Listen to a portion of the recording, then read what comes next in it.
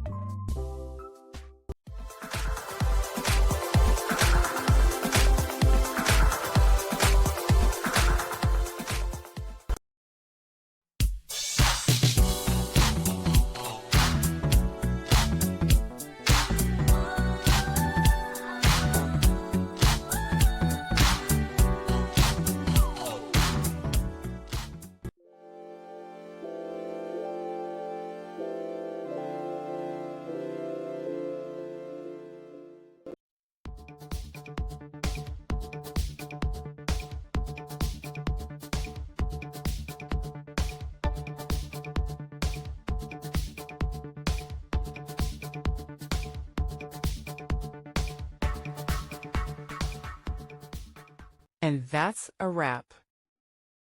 I hope you found the answer you were looking for. If you did, take a second to hit that subscribe button. It really helps out. And let me know in the comments which solution worked best for you. See you next time in the debug zone.